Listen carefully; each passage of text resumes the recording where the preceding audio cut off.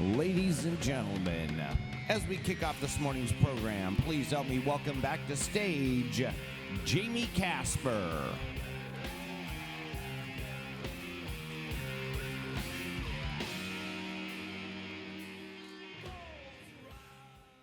Hi, everybody. Good morning. Welcome back. Love the smiles on all your faces. Walkout music today was Ghost Rider. It was recorded in 1994 by the Rollins Band, but actually written in 1977, and there have been a number of iterations since then. In 1994, the graphic novel The Crow was adapted into a film version, and like many movies in the 1990s, like Baz Luhrmann's Romeo and Juliet, the soundtrack has had a life beyond the film. It was a metal fan's dream, and I say this as a metal fan. The Cure, Stone Temple Pilots, Pantera, lots more. And I chose this song, number one, because it has an amazing opening riff, and number two, because the film itself represents this collaboration among visual artists and filmmakers and musicians, and you're going to hear a lot about connection and collaboration today. Make sure I get your info up there. Now, before I go any further, we have a schedule change today, so I just want to highlight that. Concurrent session time slot this morning at 10:45, we'll have 5 options instead of 4, because we want to accommodate the student-led session that was going to happen yesterday. That session, Defying Stereotypes, is going to be across the hall in University. Oh, it's going to be here, Mary. Thank you. I saw Mary giving me the hand signal, so it's going to be here in the ballroom. And then the State Longitudinal Data System session is going to be across the hall in University 1 and 2. Thank you for the friendly wave. Okay, great. Yesterday, you hopefully had a chance to connect with colleagues you've both known for a while and who are new to you. Here are some things I learned from you all yesterday. First and most important, I didn't realize that being together in person brings an energy that doesn't happen in the virtual world. I'm still thinking about Dr. Jackson's comments about the iceberg and specifically related to systems change, and just thinking about how systems change work often happens invisibly under the surface. We build relationships, we change grant reporting requirements, we rethink internal policies, and there's a physical manifestation of that work, but it's really only a small part of the work that we're all doing. And then the last thing that stuck with me is something one of the students said yesterday. Art is us, art is complex, humanity is complex, and that's still running around in my brain today. AEP's strategic mission is to build leadership capacity for arts and education leaders. And then we define leaders as people of all ages, as you saw yesterday, all stages of their career, all roles in the arts education ecosystem. To build leadership capacity, AEP really tries to hold the role of connector. And I'd like to spend a couple of minutes highlighting some of our most recent work playing that role. Centering student voices to transform educational systems is actually a reboot of a previous AEP report called Preparing Students for the Next America. It was important to us that we recognize that educational systems have the responsibility to change to meet the needs of learners, rather than expect the burden of change to be on those young people all the time. We interviewed a panel of young leaders and shared their perspectives in the report along with state policy examples. And if you've read it, you know that the report also included look-fors from the recent Hewlett report, 10 Dimensions of Powerful Arts Education Practice. In April, we co-hosted a 3-day virtual event to support teaching artistry. 843 people attended that event, titled Our Shared Future, Imagining a New Landscape for Teaching Artists. This summer, we hosted a thinkers meeting to wrestle with some questions about arts ed search. We're currently taking the feedback from that meeting and putting together a plan to make the database of more than 300 arts education research studies both more robust and more usable for people across the arts education ecosystem. Since last time we were together in a room in 2019, we've welcomed 74 individuals and organizations as partners and affiliates. And on that note, it's really, really important for you to know that our team of 6 cannot possibly know what's happening across the country in arts education. I think it might break a law of physics in some way. But with our network of more than 180 partners and affiliates working across the country and a couple internationally, we can continue to get the word out about arts education policy, practice, and research. Now, I'd like to introduce Jeremy Anderson, President of Education Commission of the States. Jeremy is going to share some interesting information about changes and trends in states so that we can enter today with a fuller picture of what's happening in the education landscape.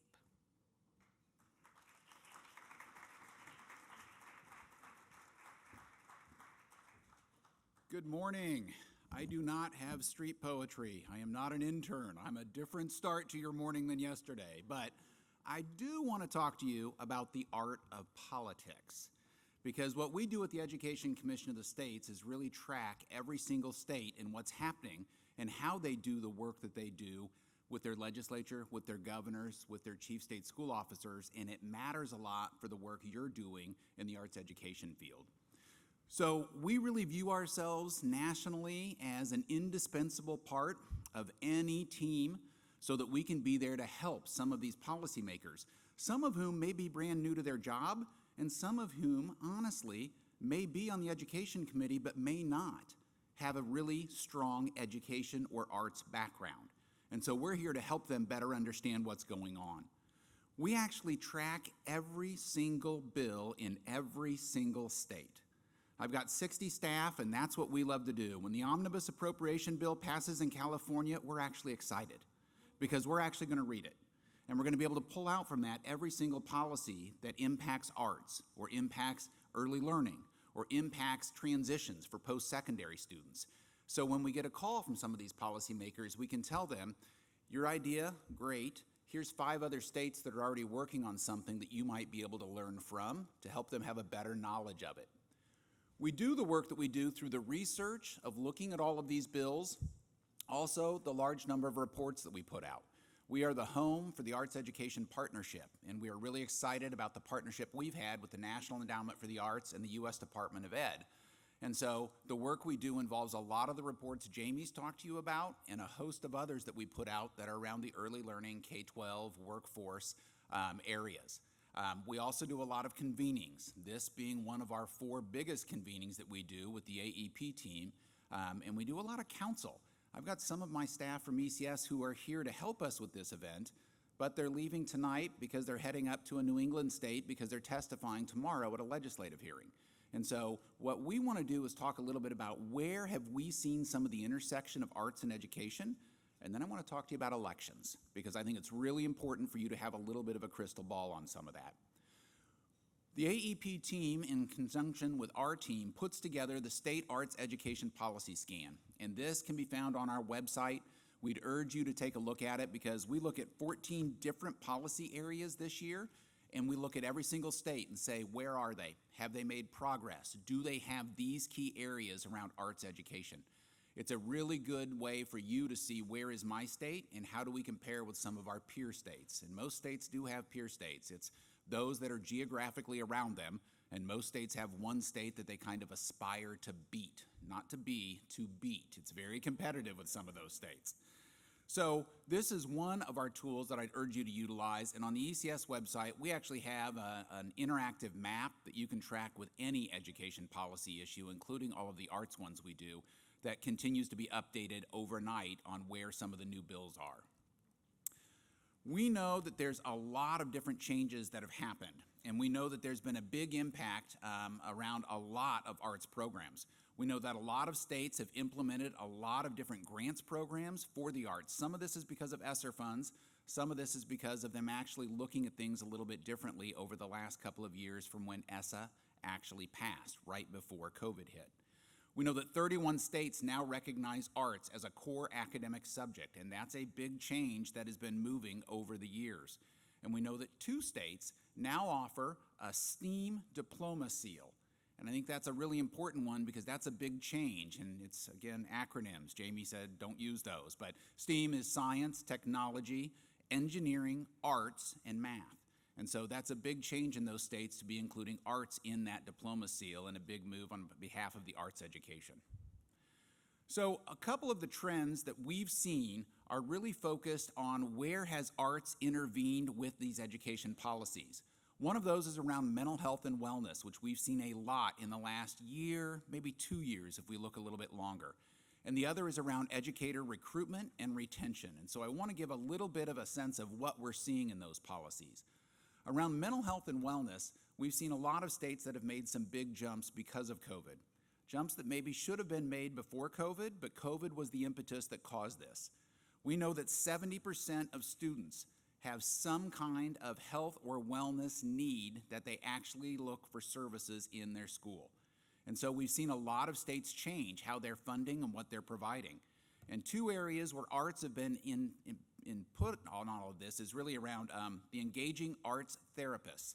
We see a lot more states that are actually allowing for arts therapists to be a part of the mental health and wellness and how those services are being provided in states.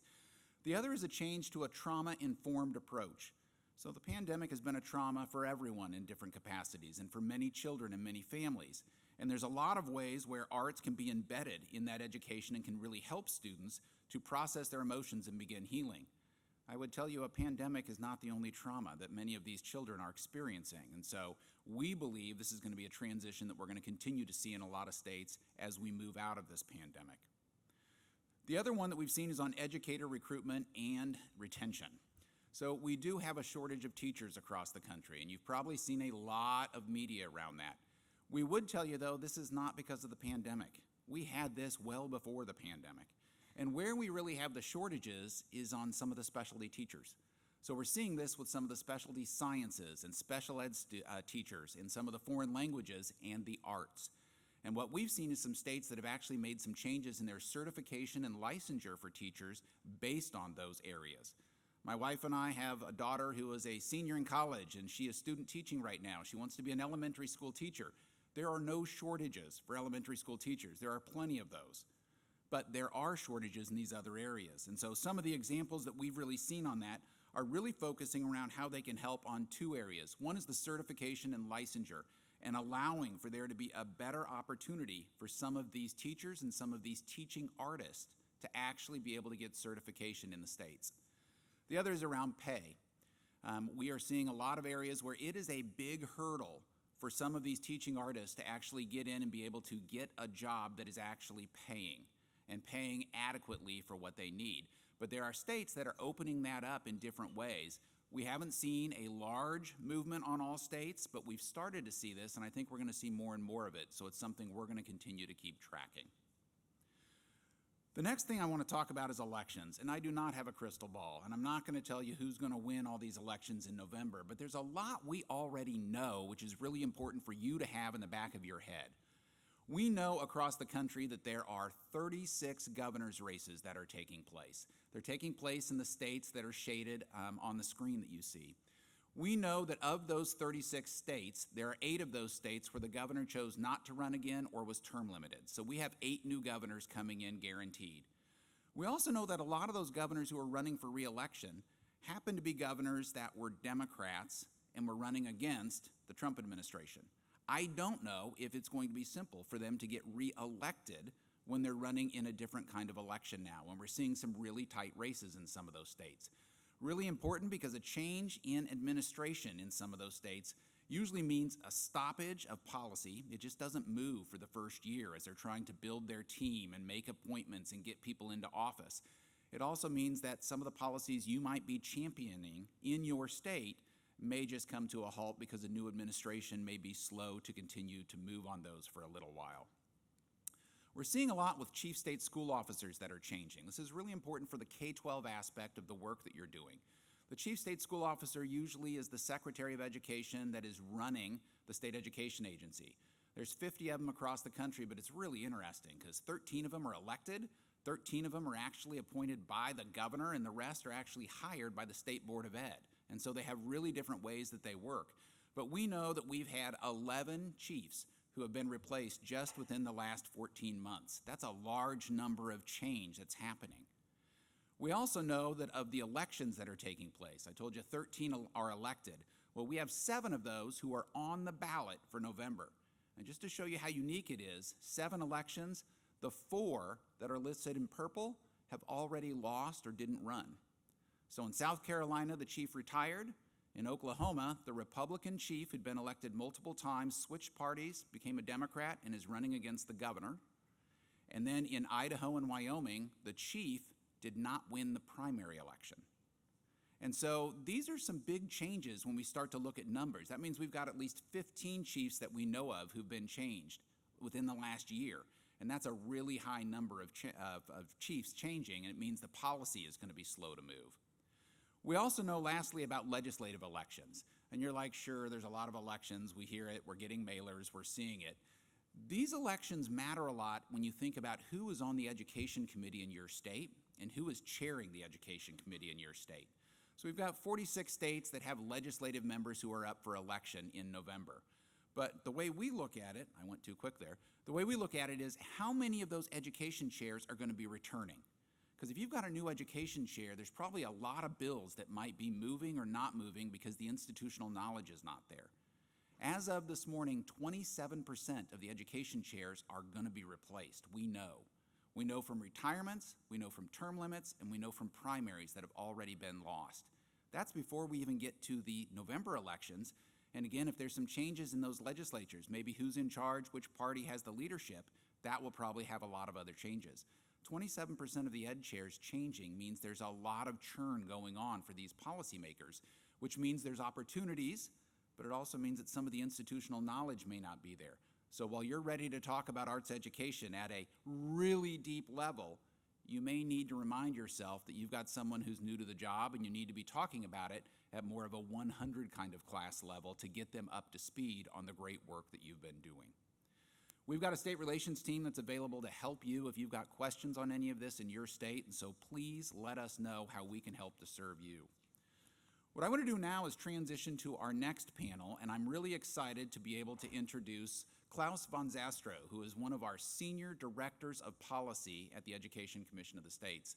Klaus has been with us for quite a while. He actually is in our DC office and does a lot of work on some of the programs that Jamie was talking about, especially some of the data work that he had compiled with the National Endowment for the Arts. And so Klaus is going to be here to talk about what we're seeing in some of those trends around data, and I know it's an important issue. In 2 of the breakouts that I was in yesterday, data came up from a lot of you with questions, and it's going to be really important to show how you're making an impact with some of these new grants and new funds you're seeing in your states. So please join me in welcoming Klaus von Zastro to the stage.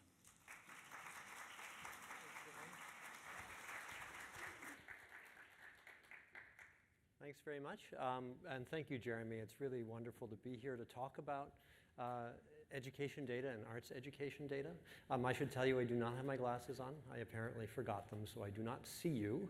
My doctor did tell me that this is good for your eyes, not to have glasses on, so it'll improve my eyesight.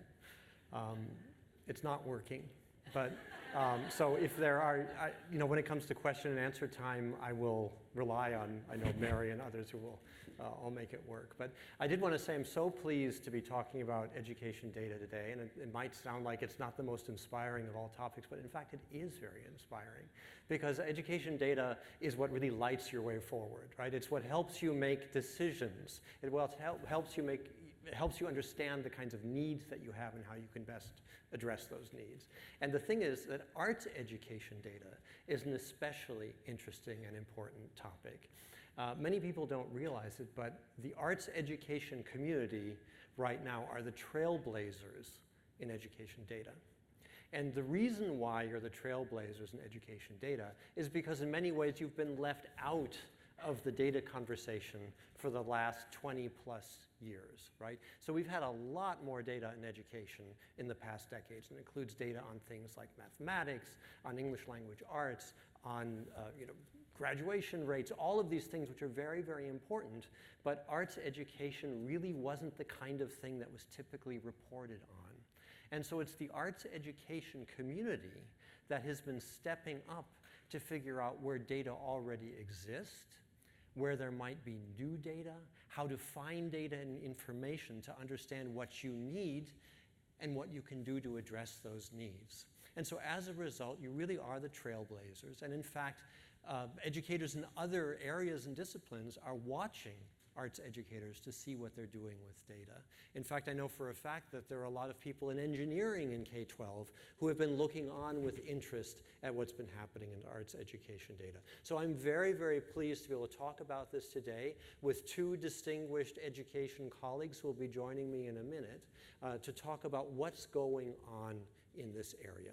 Now, the title of this session is framed as a debate, right? The Great Arts Education Data Debate. And this isn't the kind of debate that's going to have a winner, right? So it's not like we're going to say, well, this side won and the other side lost. But it is important to frame the idea that when you're looking at arts education and figuring out what kinds of data to use in a time when you've got competing priorities or resource constraints, that there can actually be some trade-offs, and we're going to wrestle with that. So actually there are different kinds of arts education data that are available. Much more these days, you can actually get education data down to the district and school level on areas like access and participation. These are data that states have been collecting as a matter of course for a long time, but they actually haven't been publishing it. But now it's also possible increasingly in certain local areas to get data on sort of the nature and content and quality of what's happening in those arts education experiences. And so those are the kinds of data I think we're going to be exploring today. So I'm looking, I see the slides of advance. So I think one of the big themes to come away with here is that data on arts education are more common than you think they are. And it's because this notion of access and participation is something that states have been collecting in the course of collecting other things for a long time in their longitudinal data systems or their state education data systems. So right now, most states are actually publishing data on arts education. So what you're seeing there is a map that Jamie Casper and I put together for the blog, the AEP Arts Ed Amplified blog, which showed last year at the time that 21 states actually published arts education data. So if you go to that blog on the AEP website, you can actually click through and start exploring data in different states, in many of those states down to the district and school levels on who's taking arts education classes, whether those classes are even available. And you can break that out in many instances by different student subgroups, by race or ethnicity, and subgroups like that. Since then, the picture's actually been getting better, and that's thanks in large part to a number of different groups and people who've been working on this, one of which is the Arts Education Data Project, which is CDA and Quadrant Research have been working on that together. The State Education Agency Directors of Arts Education and Quadrant Research have begun working with states to make these data that have been locked in their data systems much more available and through visualizations online. As Jeremy mentioned earlier, we at Education Commission of the States were very privileged to be able to collaborate with the National Endowment for the Arts on a project called the State Data Infrastructure Project in Arts Education. You can find it on the Education Commission of the States website, that provided tools to help different arts education stakeholders understand how to unlock those data that already exist, how to work with states to make sure that those data can actually become publicly available and that people can learn from them and use them. And as I said, this picture is only getting better, right? There are going to be more data in the future, and that's really a good news story for this work. Now, I'm going to talk very quickly, just by way of example, about two different states that have been doing this, Florida and Massachusetts. You've seen they've just popped out for you on the screen. So we'll start with Massachusetts. Now, I know that this is really terrible PowerPoint etiquette. I don't expect anyone sort of to read this over. I can't even see it from here.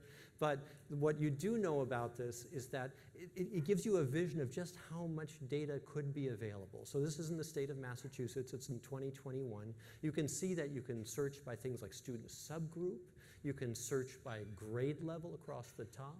You can search by year. You can bring it down to the district level or even the school level. And you could look at the count of students, in other words, how many students have been taking which kinds of art classes, or the percentages of any grade level that have been taking these kinds of art classes. That's actually quite a bit of information. And so if you see it, I've disappeared. Oh, I didn't disappear, it disappeared. So if you see it, it's actually a good deal of extensive information. You can download it into Excel, and if you or someone you know has some facility with Excel, you can actually begin to analyze those data and begin to make judgments about what's happening maybe in your own district or your own school when it comes to access and participation. Now let's look at Florida. In Florida, they have a similar thing called the Florida Fine Arts Report that's been going on for several years. And here what I did is I went into that report to see what kinds of messages or insights we can gain from looking at those kinds of data. And I thought, well, they finally have data that would allow us to see what happened as a result of the pandemic. Let's see what happened to participation in arts course taking because of the pandemic. And if we look at the first statewide view, we'll see that this shows us both the strengths and the limitations of these kinds of data, right? Because here we see that before the pandemic, beginning in 2016, 2017, it was fairly consistent in arts course taking.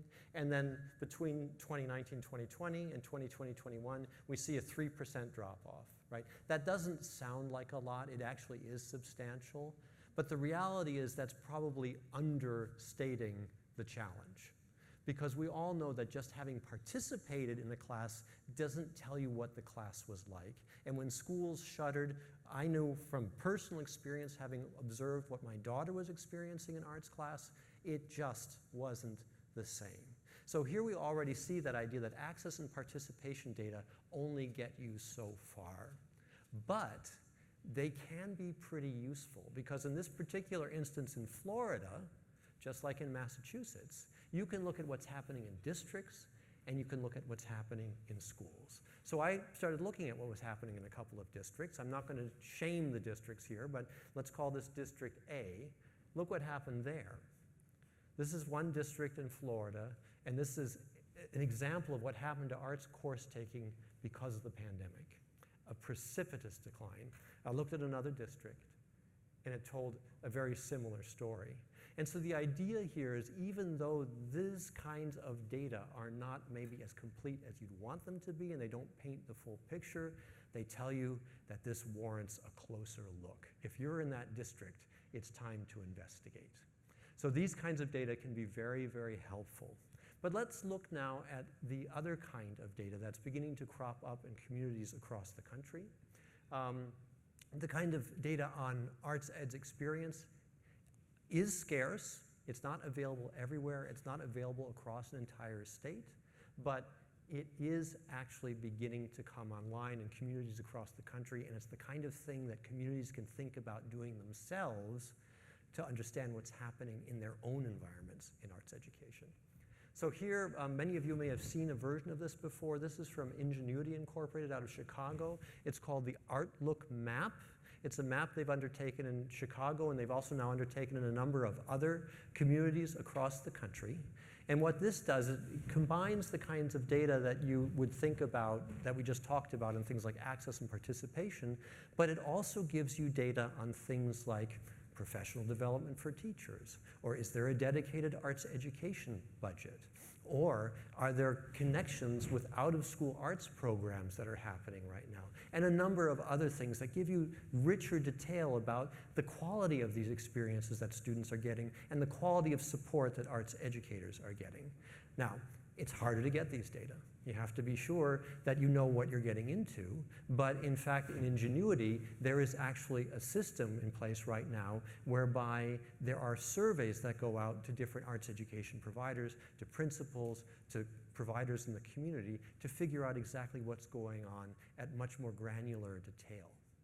And the interesting thing about this kind of an approach is that it really is a community strategy, and it's a strategy of getting communities engaged in the whole process of collecting, understanding, working with, and acting on data. It's an engagement strategy. So you can connect stool data, for example, with data that are in informal arts education through this kind of strategy. It's not entirely dependent on the administrative school data systems. You can also sort of crowdsource through surveys and outreach, which is what's happened in Chicago and other communities across the country. And I think this is very important. It's something that the folks at Ingenuity have explained to me. This can also create a market and an expectation for information, and that begets more and better information. So if you are a provider in the city of Chicago and you're not responding to that particular survey, then you don't look good. And there's more appetite now in the city for that kind of information about what the arts education environment is in schools, what kinds of opportunities are there for young people. So you can actually create that market. Now, as I mentioned, this is not a zero-sum game in this debate, right? I know that many of you'd say, well, we want both and. We want all of these data. But it is important to recognize that there are trade-offs, that when you are constrained in resources or you have to make decisions, you have to figure out where to invest your time, your treasure, and your energy. And so I'm really delighted that I'm going to be joined today in the conversation about this by two experts in pedagogy, in formal and informal data collection, in qualitative data collection, and arts education, who are going to be joining us today to talk about this, one at the state level and one at the district level. So allow me to introduce the first of these, Kelly Bisogno, who is the Fine Arts Coordinator at the Virginia Department of Education.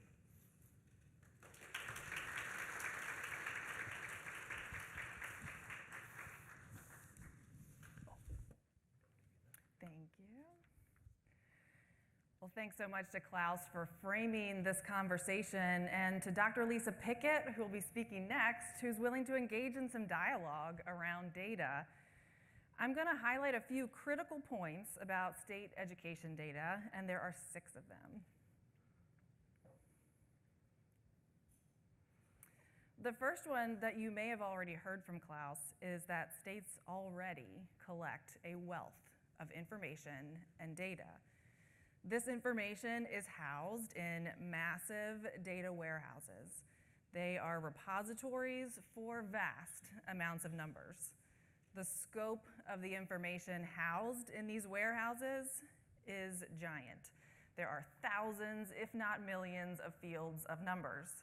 Those numbers are messy, they're complicated, and daunting to sort through. Not only that, but to access the data, there are cumbersome and tedious ethical and legal considerations to make for anyone undertaking the work of accessing and analyzing the data. Not to mention the paperwork, the data sharing agreements, the International Review Board applications, and more that individuals, researchers, or organizations may have to go through in order to access the data. However daunting that may seem, that data has stories to tell us. And that's key point number 2 in this conversation. In a moment, I'll describe in more detail the data stories we can highlight, the facts we can bring to light, and the correlations we could make by accessing and analyzing this data. But I can't get to that one until I share my point number 3. The massive amounts of data collected and warehoused in these systems are useless unless there are individuals and organizations willing to go through the process to gain access, to analyze, and to tell the story that those numbers have to tell us. There are large organizations, some that Klaus mentioned, that work with local school districts to access, analyze, and tell data stories. But you may or may not be surprised to know that individuals and community organizations like yours can access this data. And as Klaus mentioned, the Education Commission for the States has worked with the National Endowment for the Arts to create tools like the Arts Education Data Toolkit that gives step-by-step instructions for doing just that. And I think that following this session, there's another concurrent session on leveraging state longitudinal data systems, which might have more and more detailed information. Another point I'd like to highlight is that when it comes to states where access and participation data is published, it's possible that there are more or deeper stories that are yet to be told, or that that's not telling the story that you're ready to tell. So even if the states have published data, this is still all of our work to do. to access this data, to ask the questions that we would like to ask to get to where we want to be. And so what are the stories that data can tell? The first story it has to tell is the big picture of where we are in arts education right now. It would be hard to make a case for any meaningful change, whether it's large or small, whether it's at the local or state or national level, without painting the picture conclusively with facts about what is going on in arts education right now. And some of the facts that paint this picture, that these data systems can give clues to, are what arts courses are offered and where. What are the trends for enrollment in those courses? For example, are technical theater classes increasing or decreasing compared to performance? And where is that happening? Or what are the trends for digital media classes in art and music? And then who is enrolled in these classes? Student demographic data is housed in these systems and is related to student enrollment. Where are the inequities? Where are the opportunity gaps? And where are the robust and thriving programs, and what does that look like in data? How does this information compare between schools, districts, and states? And then how many arts teachers are there in schools, and what qualifications do they have? And then once you have that picture of the now, you can start looking back to where we've been. And by tracking those same data questions over time, you can answer questions like, how has that data changed over time?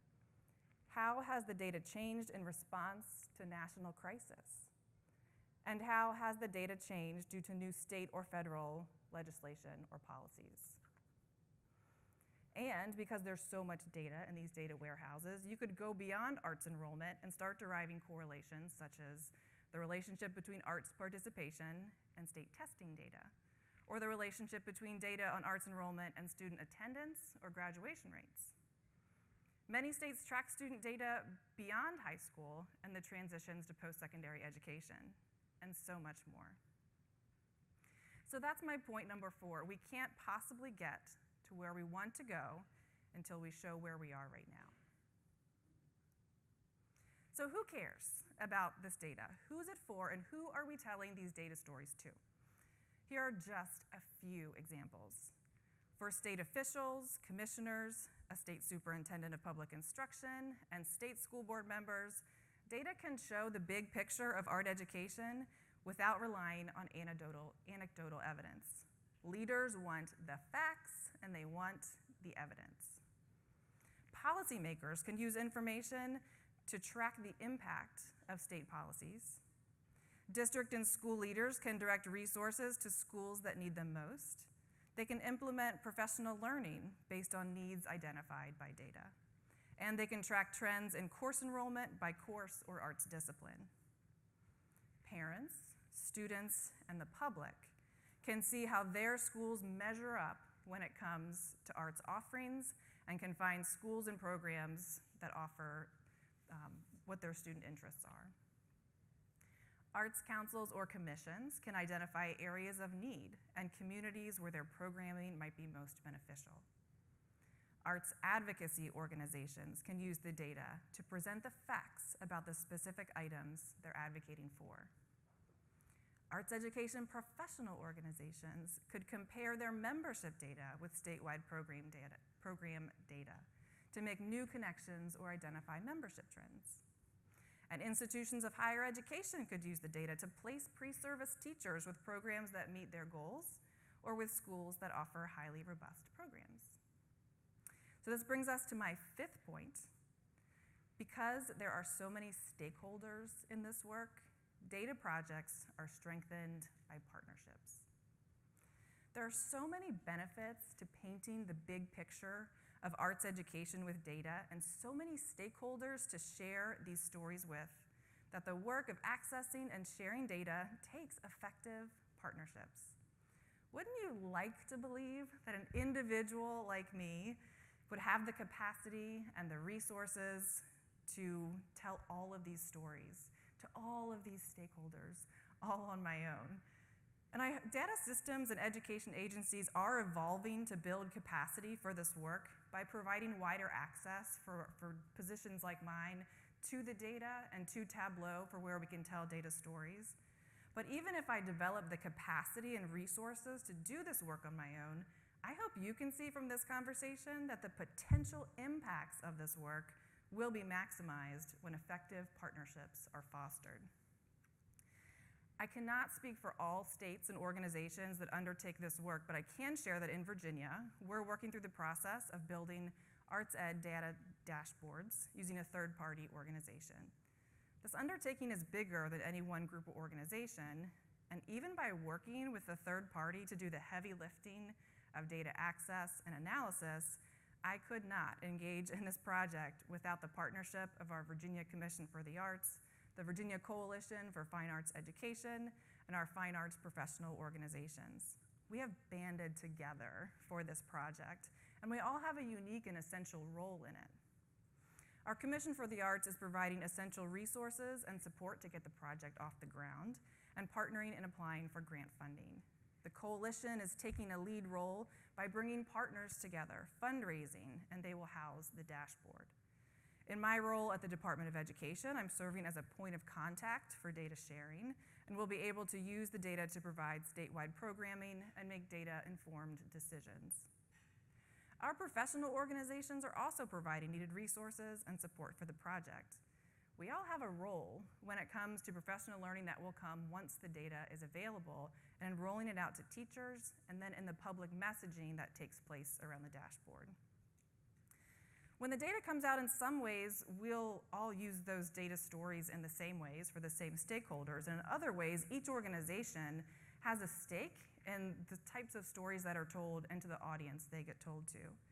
Partners in the project have the ability to ask the data questions they're most curious about.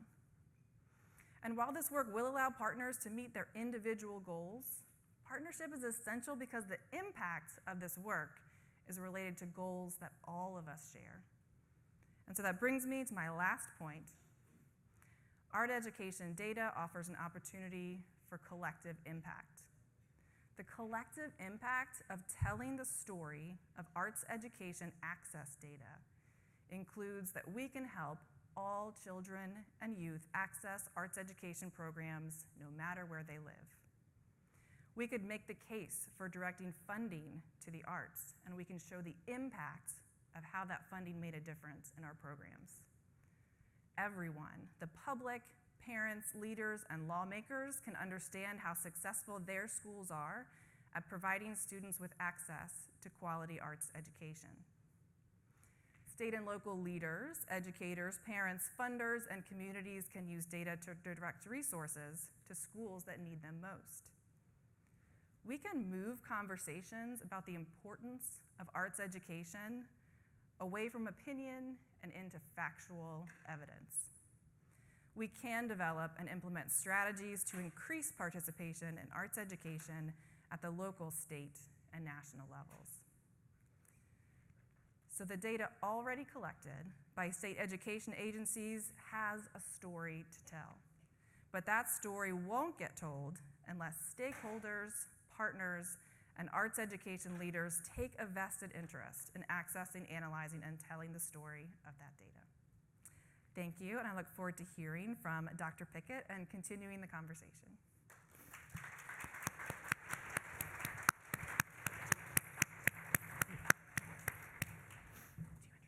Thanks very much, Kelly. We're going to have some conversation, so I was sort of wondering as I was sitting there and hearing those really compelling remarks, whether I should ask some questions now or later.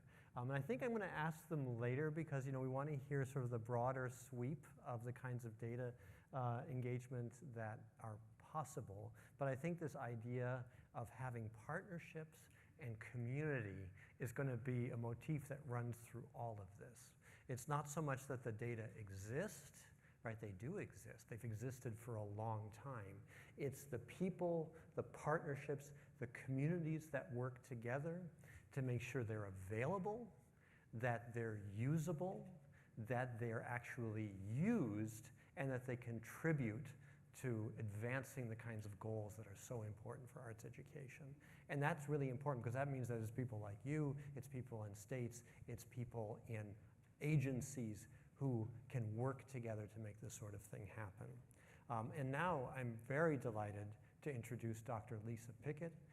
Dr. Pickett is the founder of Dr. Pickett Educational Consulting, and she is also the high school coordinator of English language arts curriculum for Pittsburgh Public Schools. And she's going to tell you something more about what kinds of qualitative and other sorts of data collection she's been engaged in at the local level. So let me introduce Dr. Pickett. Hello. Good morning, everyone. As mentioned, my name is Dr. Pickett. I want to definitely say thank you for engaging in our discussion today, which is a very important and essential discussion. When we think about being charged with the responsibility of considering what is effective and what is needed when we're thinking about data, our question is, what data is relevant to practitioners, educators, and politicians and policymakers? And so when I was charged with that, I had to really think about, Lisa, what have your experiences been as a researcher? What have your experiences been as an educational leader, director of curriculum? What have your experiences been as an actual English teacher in the classroom? And then Lisa, what were your experiences as a theater teacher for the Pittsburgh School for the Creative and Performing Arts? And then finally, I had to dig really deep and think, Lisa, you used to be a student of the performing arts, and you used to go to a school for the creative and performing arts. So once I put all that together and I started to reflect on my relationships with teachers and coming to conferences like this and really talking to teachers and politicians and really thinking about what is essential, I argue that qualitative data is definitely essential because it aims to gain a better understanding of what is actually going on in the classroom, and it allows us to establish some insight and voice as to what the students are doing, what the teachers are doing, and most importantly, it allows us to reflect on what is seen and what is heard, so that when we're here in these types of discussions, we have the data and we have the numbers, but we can also combine it with the voices of the people who are actually on the ground and running in the classroom with students. And so when we think of qualitative data, we have one-on-one interviews, focus groups, case studies, and then also observations. And when you're thinking about that, how it influences arts and education specifically is it illuminates traditional pedagogy, culturally relevant pedagogy, student voice, and teacher impact. And when we think about these and we take them apart, and we think about the level of specificity, when you think about traditional pedagogy, these are some general examples that most teachers will have in their toolkit when they enter the classroom. And that could be alternating tone of voice. It could be asking students questions to find out their prior knowledge, rewarding them for efforts, maybe changing out the layout. If it's a theater class, you really need to think about the spacing. You just can't put a theater class anywhere, or a dance class or instrumental class. Are there enough tools, and where are those tools located? Setting high expectations, differentiation. And then, of course, you have space repetition when you're thinking about pedagogy and data and how that influences how well students will do in the classroom. Then we think about culturally responsive pedagogy, which is a bit different from traditional pedagogy because that focuses on the cultural knowledge that a teacher has when they walk into the classroom, or that a policymaker has when they decide to develop a certain policy, or an administrator has when they decide that they want to implement certain curricula in the classroom. Prior experiences, different cultural frames of reference, performance styles, multiple perspectives, making sure that there's diverse curriculum, and personal and meaningful experiences in the classroom. So traditionally, we have curriculum that has been in a lot of our systems and a lot of our American education systems for years. And so you may have an arts program that is doing the same particular pieces over and over and over again. We know traditionally in most classes, if it's a theater class, they are going to study Romeo and Juliet. And so really thinking about that and making sure that there is diversity, and if there isn't, is there data to back that up so that we are not doing what the norm is and we wake up and we're able to transition and make moves to best support our students. Then when we think about student voice, that is key to the data because, as I said before, you can have the numbers, But when we're in situations like this, as adults, oftentimes we can forget that the end goal is to focus on the students and what they need. So student voice is always key when developing data. Qualitative data is great for accessing student voice and developing that insight, because it really reflects on student choices, as we talked a little bit earlier about what courses are offered, but not only doing data to figure out what is offered, thinking about what do the students need and what do students want to help them have better experiences in the arts and to really pull them in and engage them.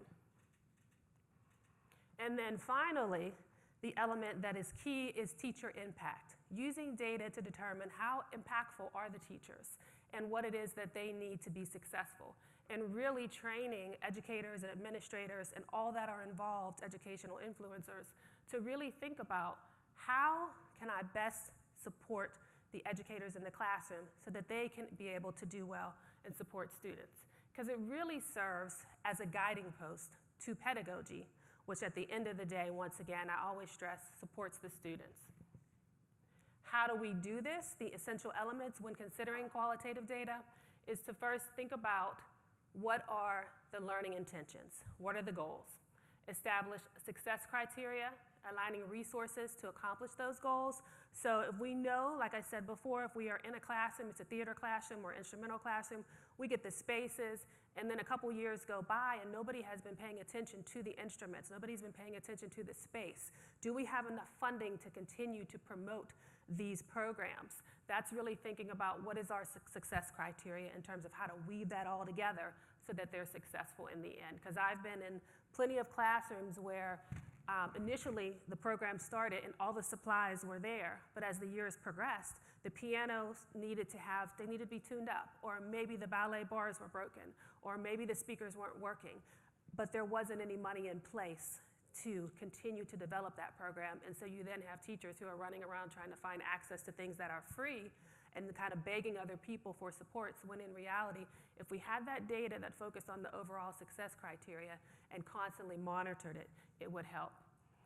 Outcome assessments, definitely think about educator impact, creating safe spaces, student awareness and voice, and that trust and willingness to confront the things that are uncomfortable. And what that means is that it's easy to have the data, but really taking time to be in a comfortable space where we could sit down and look at the data and unpack it and say, this right here doesn't look okay. The numbers are off in terms of the percentages. How can we fix this? Talking to that actual administrator or the actual teacher and really looking at it and say, you know what, I didn't even realize that that was happening at this particular school. Maybe I need to reflect on this particular framework or this particular curriculum, or maybe I need to reflect on access and exposure. I didn't notice that I was giving more money to instrumental and less money to theater, and just having that space to do that. And so the end goal is to use the data to inform and have insight in the classrooms. And when you look at these students, these are actual students that I've taught in the past, I want to say 20 years, and photos that I've captured as I was progressing throughout my career, and really asking the students and thinking about, what happened on this stage? How did they get the props and the set and the lighting? Or what is this young lady doing here in the classroom? What worked, what didn't work? And then figuring out what needs to be done to correct it so that we can repeat it and have a recipe for success. And then use that data to be innovative, to figure out what needs to be done to change, so that in the end, we have success. But we use that data and we go into the classrooms and we ask, say, for example, the young man over here named James, who was in the 11th grade at the time, and he was a dance major at the Pittsburgh School for the Creative and Performing Arts. James, what happened in that experience? What happened to make you be successful? What were some things that may have occurred as an African-American male who was a dancer that you feel like could have been improved, or things that supported you? Did you get the materials that you needed? And then most importantly, ask James, who is now a premier dancer in New York City for Alvin Ailey, how did you get to be there, and how did that arts program help you? Or this young man named Alex, who plays the piano, asked him the same questions. He majored in piano at the Pittsburgh School for the Creative and Performing Arts. He ended up getting a full scholarship to Carnegie Mellon University. Asking him, you were successful. I'm sure there were some steps and some bumps along the way. Can you share with us so that we can collect this data and help other students? And then finally, we have Jason, who was in the 11th grade, And this was during the G20 summit. I want to say it was in 2008. Michelle Obama came to Pittsburgh Kappa. And Jason, who plays the cello, he was asked to play with iconic musician Yo-Yo Ma in the 11th grade. So for him, it was such a profound experience, and ask him, what happened during this experience? What helped you to be successful? So that in the end, using this information, it can be used to inform our students to help them socially, academically, and emotionally through the arts. Thank you.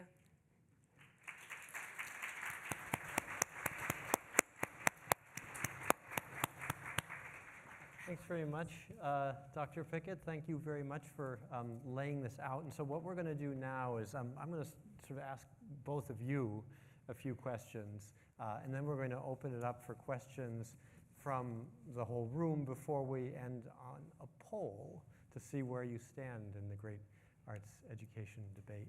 But first, what I found very interesting was that we have the state level view and we have the district level view. And in the district, you spoke a great deal about qualitative data, in addition to quantitative data, that maybe aren't in that administrative database that you were talking about, Kelly, in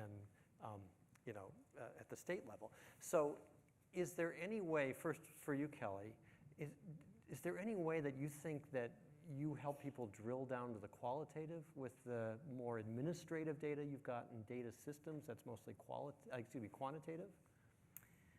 You know, our role at the Department of Education is mostly to provide resources for school districts, and I think a lot of my colleagues that are in this position will say that there's so much local control over that type of data or that type of program, whereas our national professional organizations have provided some research and some markers into quality arts programming that can be used. We don't collect any of that at the state level to get into the data markers on those, but can make those available to districts.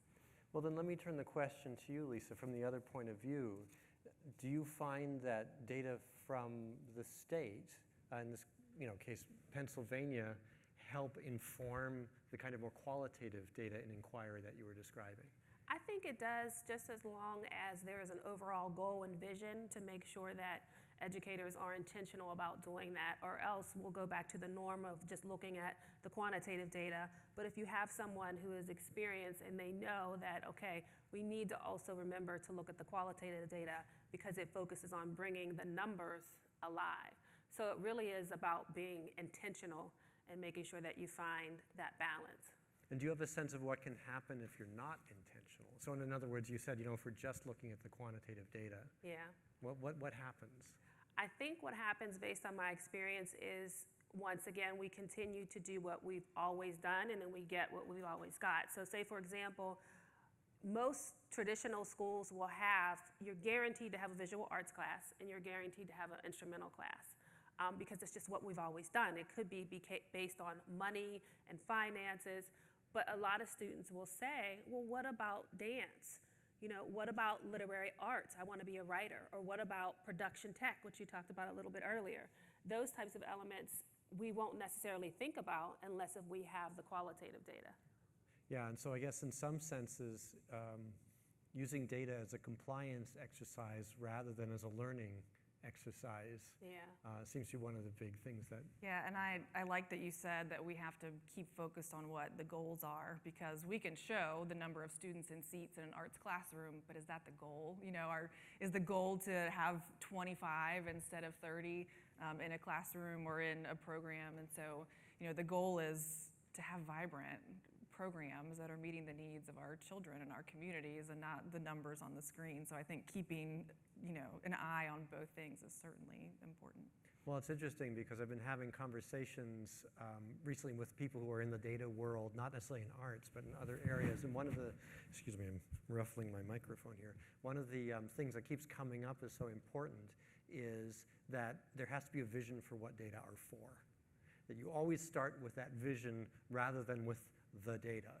And then that seems to be so important across the spectrum, because if you start with the data, people start thinking about systems. They don't know why they're doing it. They hit into compliance mode. They don't necessarily use the data effectively. So it sounds like both of you are kind of underscoring that narrative.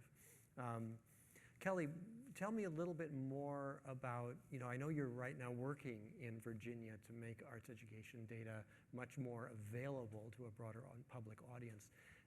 What kinds of, I don't know, what might put it as hurdles or issues, I'll put it that way, should people be aware of if they want to sort of roll up their sleeves and undertake something like that where they are?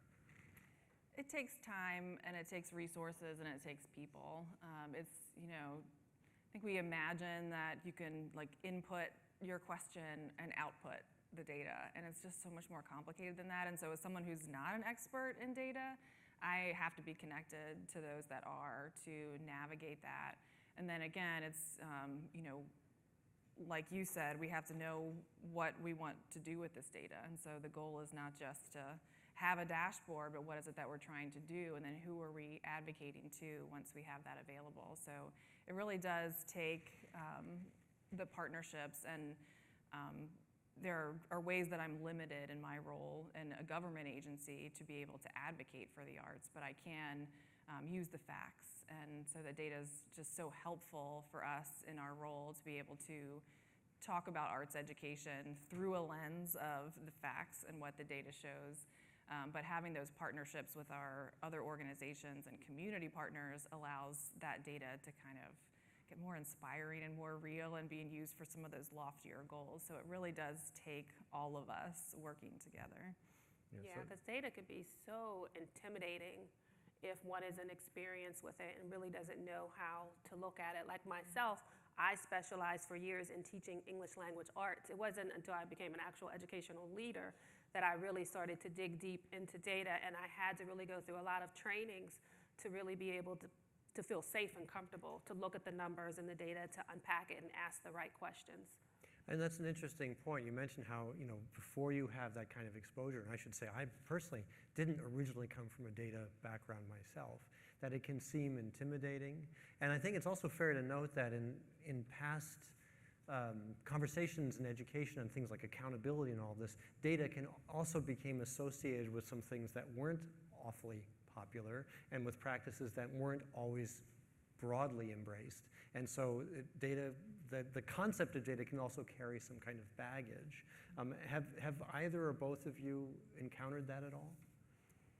I think there is a fear. There's excitement around Virginia's work to develop a data dashboard, but there's also fear around that work. And I think it's for those that you said. It's if the data for my district doesn't show that it shows that we're declining, or it shows something, what does that say about me as a leader? And is this my fault? And then how do we fix it? And so I think there's some anxiety and some fear around those dashboards being public and being available for anyone to see. Because people I think we've learned, and it's been ingrained in us to take data personally. Your student outcome data in your classroom is directly related to your teacher performance, or those are the messages that we've received as teachers. So yeah, I think there certainly is an anxiety around what that data means and how not to take it personally, but use it to show the bigger picture so you can move your loftier goals along. Yeah, I would agree, creating those safe spaces so that when administrators or policymakers or teachers are put in those spaces where they analyze the data, they feel safe enough to say, I don't really even know what this graph means. Can you give me the resources and the time to really unpack it so that I can make sure that the data that you're sharing with me trickles down into the classroom so that I can best support my students? Because I think about many a times where we had assemblies with educators and we put data on the screens and the teachers are like, oh my gosh, here we go. What time is this going to be over? So right away, you don't have that buy-in. And what's the point of sharing the data if you don't have the buy-in and people don't believe that the data can be essential to making moves in the classroom? So really that buy-in and creating that safe space so that we can break the norm of people being so intimidated by data and thinking only mathematicians can do it.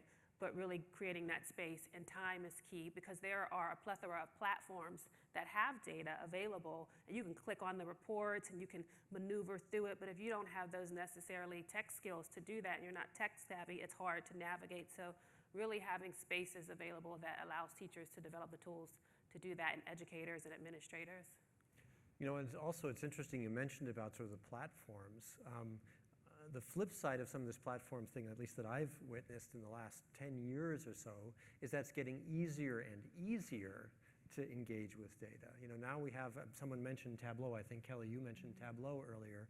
Tableau, for those of you who don't know, is sort of something that practically anybody can get on a desktop computer, feed pretty huge spreadsheets into, and it will automatically create visualizations. I mean, it's not quite as easy as that. You have to do a little bit of work to make it happen, but it's much, much, much, much easier than it would have been 20 years ago, and it's also infinitely cheaper.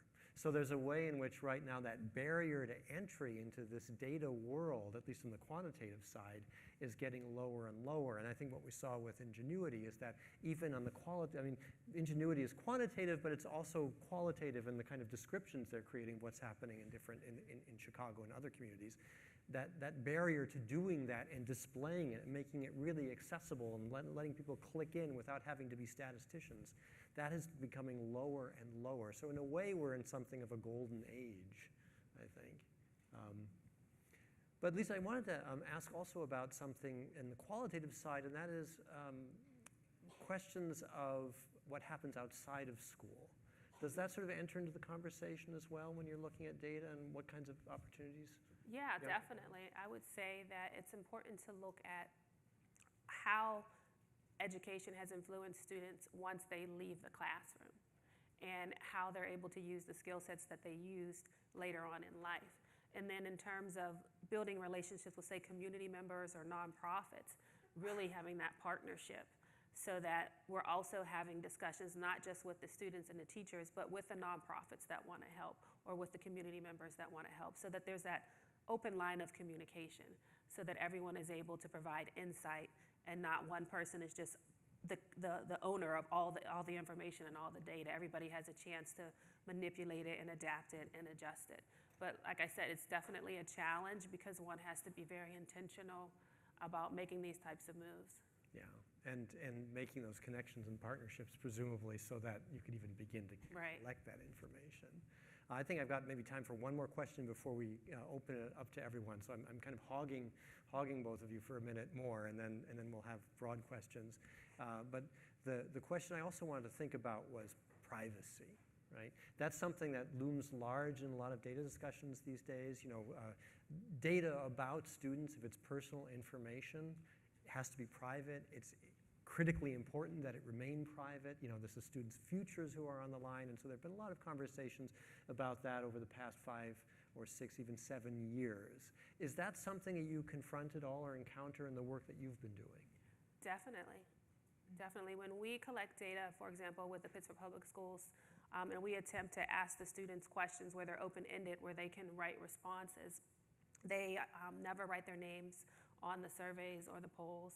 And then when we share the data, we try to make sure that we don't include any identifying information so that they know that if they say something that they feel like later someone could try to maybe treat them differently because of what they said, they know that they're safe. And then oftentimes when we do the surveys or the questionnaires, they seal the document before they hand it to us to hand off to the people who are analyzing the data. So there are some systems that could be set in place to maintain confidentiality.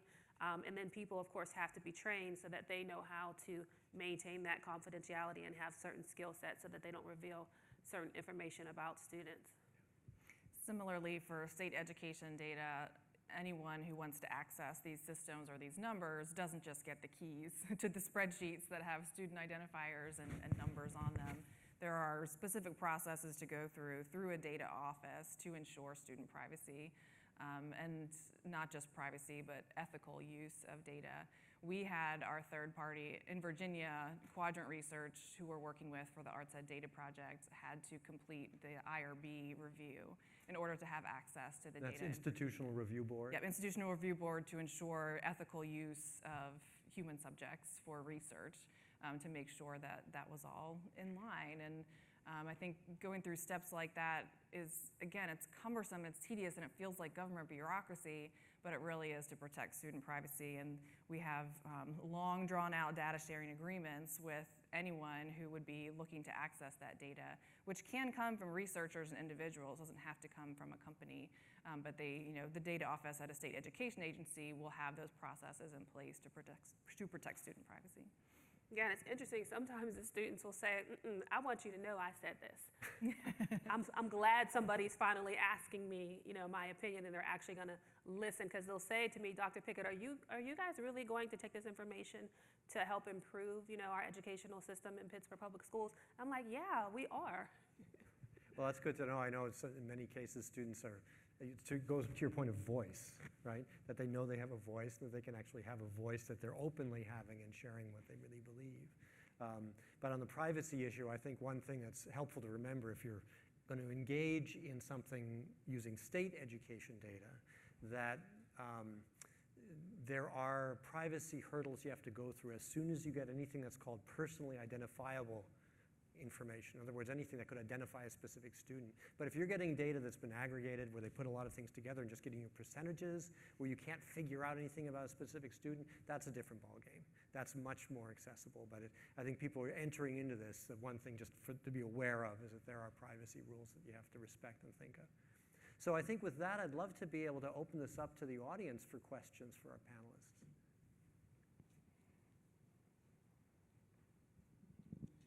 This is a great conversation, and I definitely use data and believe in it. But I also like to report that, or not report, but make a comment.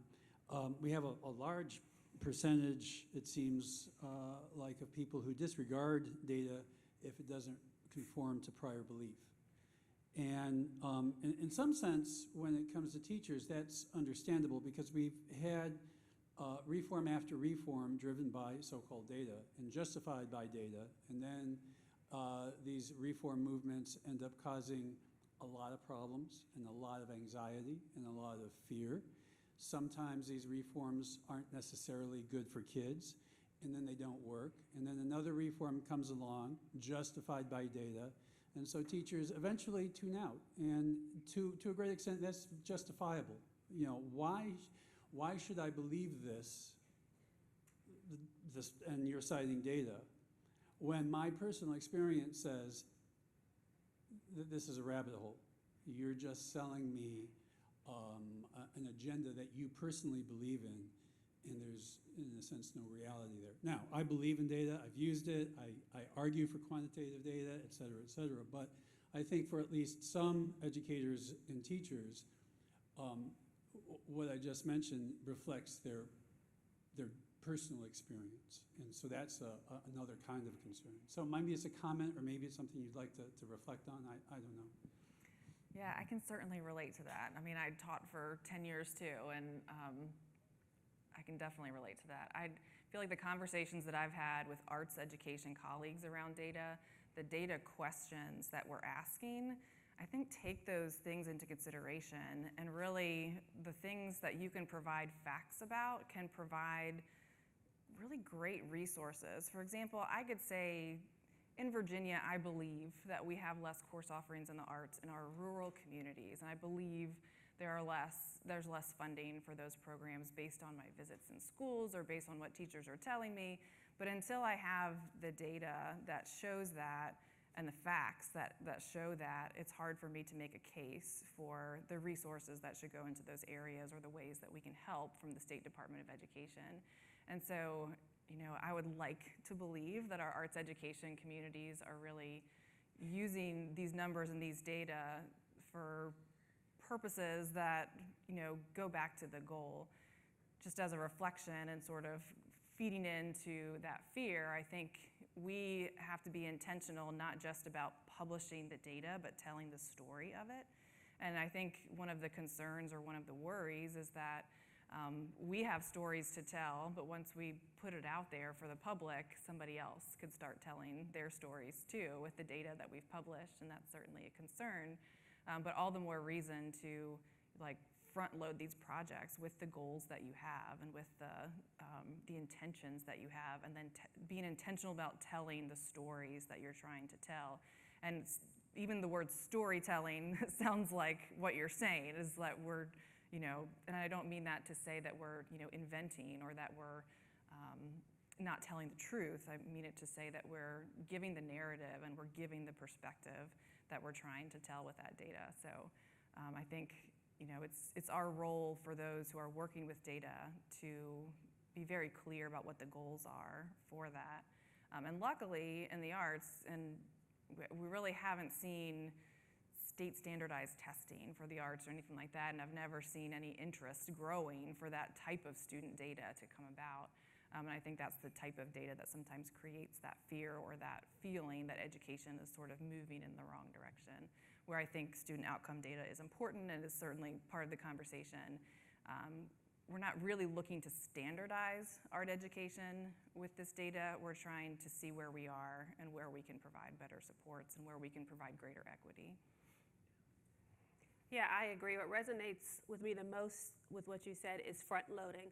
I think front loading is key in terms of getting teachers to buy in and educators and administrators with the data. One, establishing mindsets where they honestly, truly believe that the data can help and they're not just making changes in the classroom because someone told them to, but really buying in. And the way they have that buy-in is by creating those spaces where they are involved and they're treated like professionals. Because oftentimes when I speak to artists who are in the classrooms, they don't always necessarily feel like they are valued. It could be because they're not getting paid well, they're not given enough prep time to prepare for their work. Because I reflect back on some experiences that I had at the Pittsburgh High School for the Creative and Performing Arts, where it was written in the contract where the teachers had 4 hours, but they taught for 4 hours.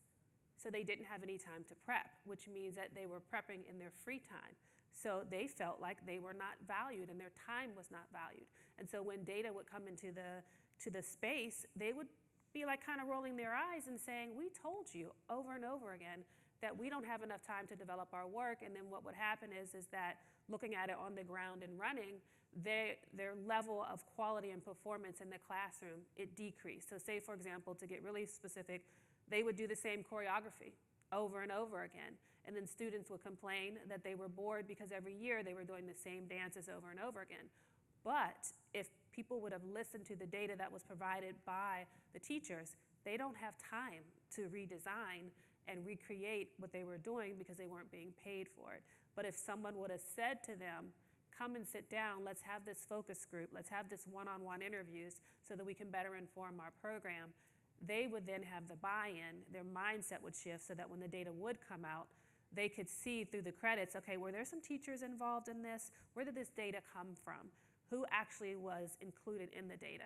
So I think the overall goal is doing that front loading so that when they see the data, they know that they were included, there was some buy-in, and the mind frame shifts. But once again, intentionality is key because it's so easy to do what we've always done. Yeah, and I think that intentionality is a theme I'm hearing today very strongly, and I hear again and again elsewhere, and that is you have a shared intention for the data. You start with the community for whom the data was designed, and you start with them to figure out what questions are we even asking and why, and that's how you advance rather than going at them with data and assailing them with data to try to, discipline them in some way or correct them in some way. Or telling them what the data is supposed to look like. Yeah. It's not saying what it should say, it's saying this is where we are. Yeah, and I think that has come through loudly and clearly. I think it's been a lesson of the last couple of decades for sure. Any other questions? Yeah, some over there. I think Thank there's you. one there, and then we'll go over there. Thank you so much for this conversation. It's so timely based on the work that I'm embarking upon right now with my team. And so my question is centered around we don't have anybody at the state level, nor do we have anyone at the county level that represents arts education. And we've also have been met with resistance to collecting data on the state of arts education where I'm from. Um, to the point where teachers are not even allowed to participate in surveys and questions, where those are the folks that we actually need to, ask questions in order to gather the kind of information that we're looking for.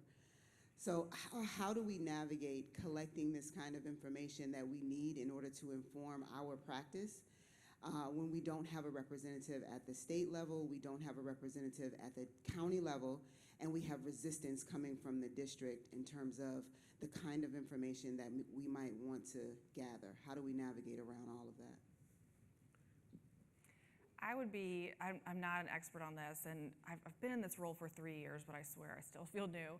But I would be very curious about what your options are for FOIA requests, Freedom of Information Act, around data that states already collect. Often when someone approaches the State Department of Education for data, it could be someone working on their dissertation, and they're looking for data for the research that they're doing, and there are options for them to be able to access that type of data. So I'm just wondering, even if there's not an arts representative at a State Department of Education, there may be someone in a data office that handles public inquiries, whether that's through a FOIA request or through like the researcher who may want to access that data. So that's what I would be curious about. Those are my initial thoughts. I had some more, but I lost it, so it might come back to me. Yeah, I think when you're thinking about it, when you're on the ground and you're actually in the school and you're trying to figure out how to get more data, really establishing systems that will help that data get to the top. So that could be something very simple as just collecting a sheet of paper with signatures on it, or really collecting some reflections from parents or community members or teachers or students, and then developing a team to help make it so that information, it rises from the bottom to the top so they know that it's a priority. It does take some time, it does take some effort, but I think when everybody rallies together and it becomes a part of the mission and the vision, it helps to do that. So never thinking that just because you're not at the state level that you don't have any power. That's the first step. And then the second step is figuring out how you can build from the ground up so that information reaches them and they know that this is important to us. We need your support. Here is the evidence, because you've done your own collection of data. This is what the parents are saying, this is what the teachers are saying, and really establishing that so you have the front loading once again so that they know this is valuable. We need some help and we need some support.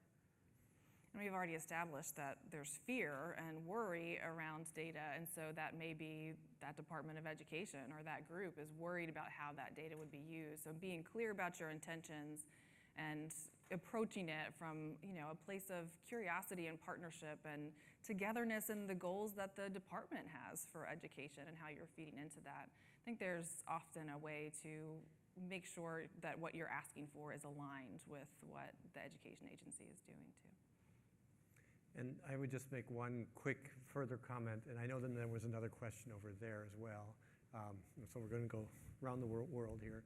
And that is that some of the fear around data collection these days can also, I keep doing that, I'm sorry, I keep rubbing against my microphone. It's focused on privacy questions, and there's something called the Protection of Pupil Rights Amendments that means that you have to be very thoughtful about how you survey students and have to clear surveys in advance. And I know that's a little different from what you were describing since you were talking about surveying of teachers, but also just to be aware of what some of those kinds of concerns could be around privacy, and then that intentionality and clarity of purpose is all the more important to building trust. Did that answer your question? So actually I have two questions, but in the name of time I'll just ask the one, which has to do with the fact that so many programs, and I'll just speak for theater for a second, are realized after school. So while the data may measure frequency of classes and enrollment and so on, it doesn't necessarily give a true snapshot of the school.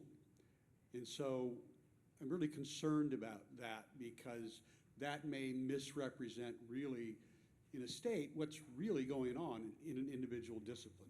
It isn't just theater. I think across all the performing arts, there is so much learning and growth going on after school.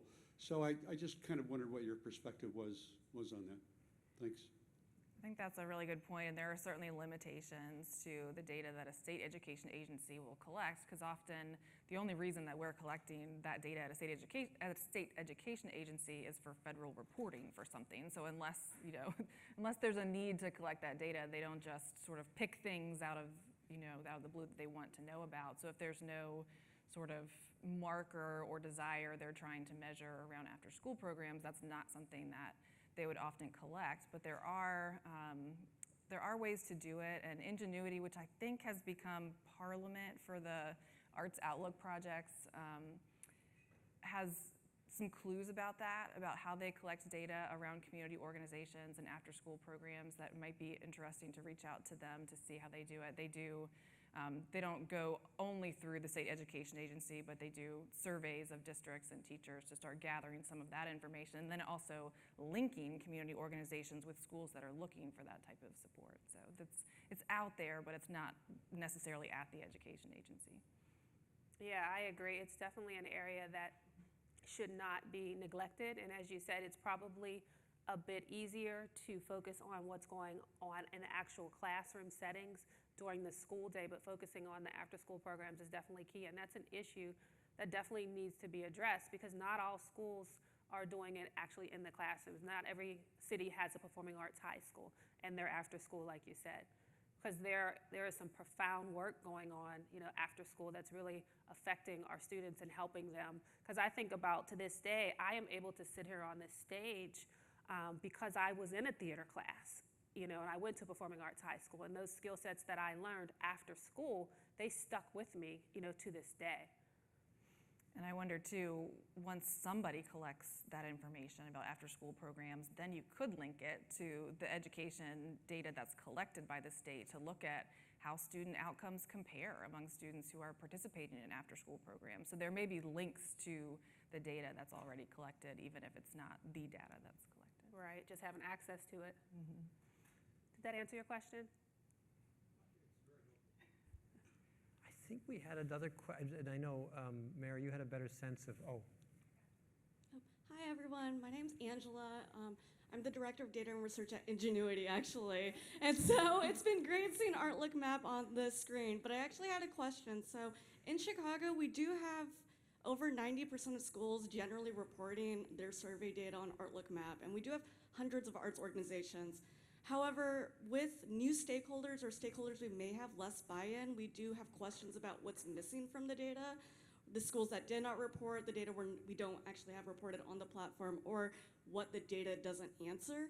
Actually, I wanted to know what some of your thoughts are on addressing missing data, or some maybe doubts or mistrust in what the data does not exactly have an answer to.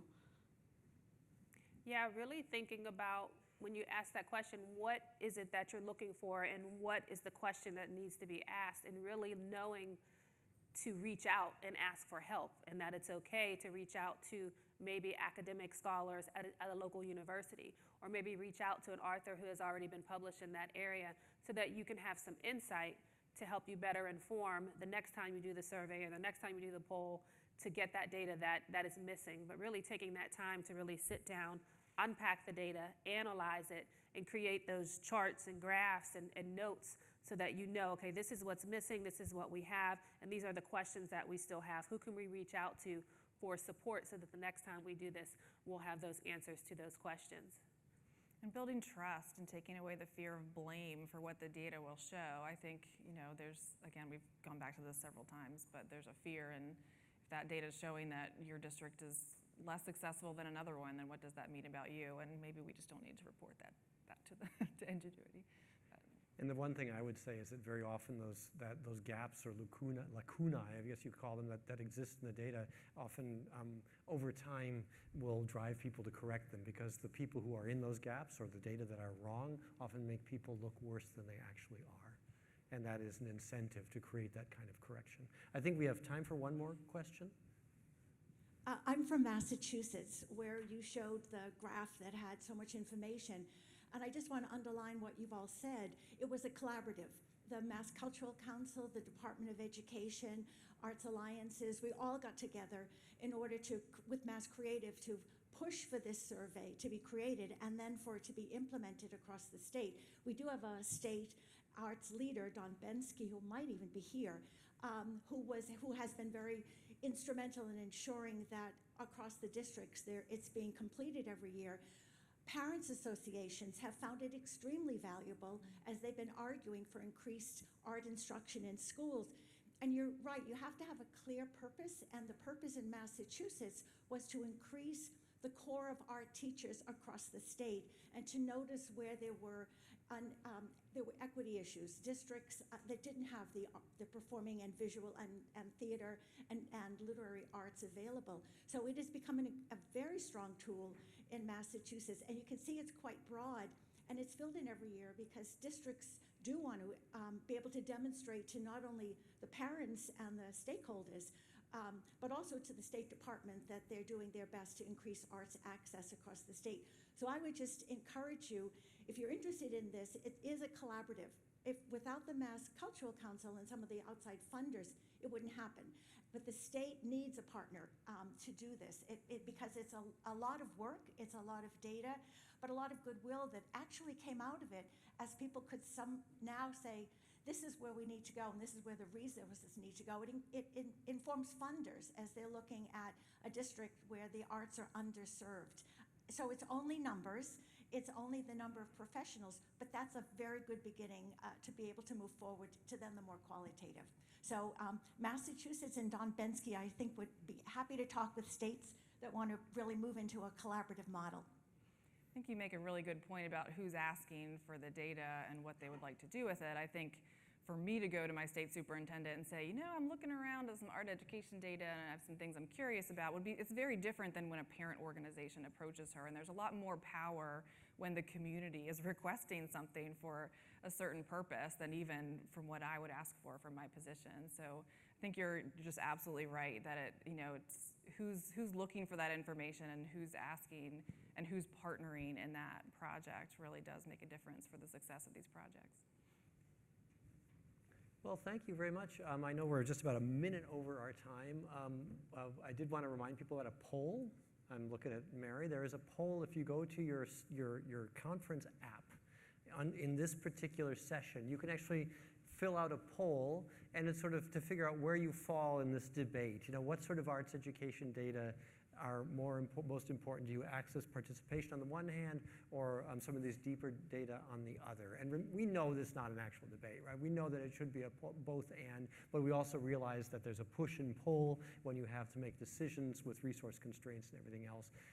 So you'll see the results in the app, and we'd be very interested in seeing those results as well. And just wanted to thank our speakers again for having so much wonderful insight to provide and from their very rich experience. And to thank all of you again for listening and talking about arts education data. Thank you. Thanks.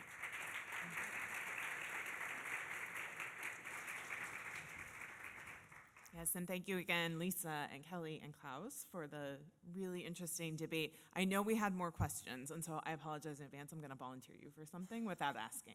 Beat me up later, okay? If you had a question for any of these three and didn't get it answered, you can go in the app and connect directly with them and ask.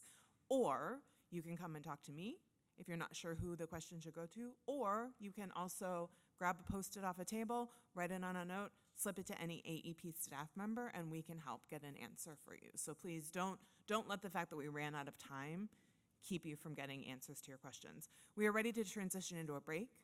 At 10:45, the next and final set of concurrent sessions will begin, and then we will see you back here at noon for lunch and our wrap-up session. I'm really interested in that one because it's with folks from the Baltimore arts education ecosystem, and in light of the conversation about who has power to collect and make decisions about data, I think that's going to be a great wrap-up for our day. So thank you, and we'll see you 10:45 in concurrent sessions.